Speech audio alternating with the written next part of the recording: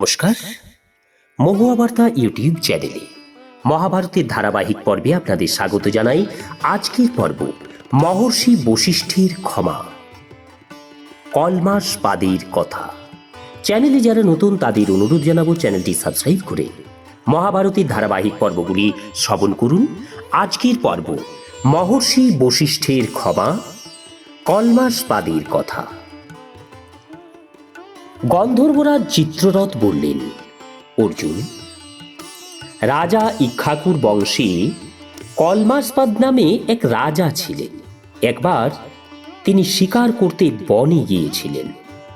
ফেরার সময় তিনি এমন একটি পথ ধরলেন যাতে কেবল একজন মানুষই চলতে পারে। তিনি শ্রান্ত, ক্লান্ত এবং ক্ষুধার্ত ছিলেন। সেই সময় তিনি দেখলেন সেই রাস্তায় শক্তিমুনি আসছেন। শক্তিমুনি ছিলেন বশিষ্ঠ মুনির শতপুত্রের সর্বজ্যেষ্ঠ। রাজা বললেন, আরে যাও, আবার পথ ছেড়ে দাও। শক্তিমুনি বললেন, মহারাজ, সনাতন ধর্ম অনুসারে ক্ষত্রিয়ের কর্তব্য হল ব্রাহ্মণের জন্য পথ ছেড়ে দেওয়া। এইভাবে দুজনে কিছু কথা কাটাকাটি হলো। ঋষিও সরলেন না, রাজাও নয়। রাজার হাতে চাবুক ছিল। তিনি কোনো কিছু ভাবনা চিন্তা না করেই ঋষিকে চাবুক দ্বারা আঘাত করলেন। শক্তিমুনি রাজার অন্যায় কাজে ক্রুদ্ধ হয়ে অভিশাপ দিলেন, আরে নৃপাধম, তুমি রাক্ষসের মতো তপস্বীর উপর চাবুকের আঘাত করছো, তুমি প্রকৃতই রাক্ষসে পরিণত হও। ফলে রাজা রাক্ষস ভাবাক্রান্ত হয়ে গেলেন। তিনি বললেন, তুমি আমাকে অযৌক্তিক শাপ দিয়েছ, তাই আমি তোমার থেকেই রাক্ষসের কাজ আরম্ভ করছি। এই বলে কলমাসপাদ শক্তিমুনিকে মেরে খেয়ে ফেললেন। শুধু তাকেই নয়, বশিষ্ঠ মুনির যত পুত্র ছিল সকলকেই তিনি মেরে খেয়ে ফেললেন। শক্তি এবং বশিষ্ঠের অন্য পুত্রদের ভক্ষণে কলমাসপাদের রাক্ষস ভাবের প্রাপ্তি হল।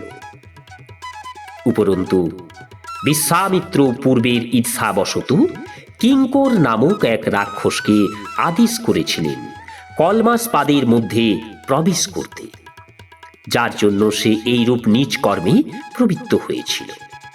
বশিষ্ঠ জানতেন যে এই কাজে বিশ্বামিত্রের অনুমোদন রয়েছে, তা সত্ত্বেও তিনি শোকাবেগ সংযত করেছিলেন, যেমন সুমেরু পর্বত পৃথিবী ধারণ করে সংযত থাকে। প্রতিশোধ নেবার ক্ষমতা থাকলেও তিনি তা করেননি। একবার মহর্ষি বশিষ্ঠ তার আশ্রমে ফিরছিলেন।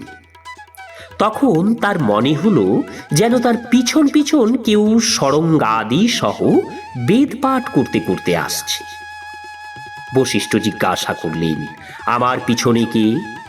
উত্তর এলো, আমি, আপনার পুত্রবধূ শক্তি পত্নী অদৃশ্যন্তী। বশিষ্ঠ বললেন, পুত্রবধূ, আমার পুত্র শক্তির মতো স্বরে কে সাঙ্গবেদ পাঠ করছে? অদৃশ্যন্তী বললেন, আমার গর্ভে আপনার পৌত্র রয়েছে, সে 12 বৎসর ধরে আমার গর্ভেই বেদোধ্যায়ন করছে। বশিষ্ঠ মুনি এই কথায় অত্যন্ত প্রসন্ন হলেন। তিনি ভাবলেন, ভালো কথা, আমার বংশ পরম্পরা নষ্ট হয়নি। এই কথা ভাবতে ভাবতে তিনি ফিরছিলেন। পথে এক নির্জন বনে কলমাসপাদের সঙ্গে তার দেখা হল। কলমাসপাদ বিশ্বামিত্র প্রেরিত উগ্র রাক্ষসে আবিষ্ট হয়ে বশিষ্ঠ মুনিকে খাবার জন্য দৌড়ে এল। সেই ক্রূর কর্মা রাক্ষসকে দেখে অদৃশ্যন্তী ভয়ে বললেন, ভগবান, দেখুন, শুকনো কাঠের দণ্ড হাতে নিয়ে এক ভয়ঙ্কর রাক্ষস কেমন দৌড়ে আসছে। আপনি এর হাত থেকে আমাকে রক্ষা করুন। বশিষ্ঠ বললেন, মা, ভয় পেও না, এ রাক্ষস নয়, এ কলমাসপাদ।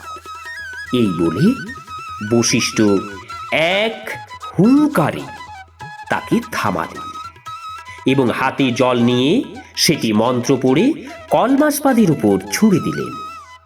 সে তৎক্ষণাৎ সাপ মুক্ত হয়ে গেল।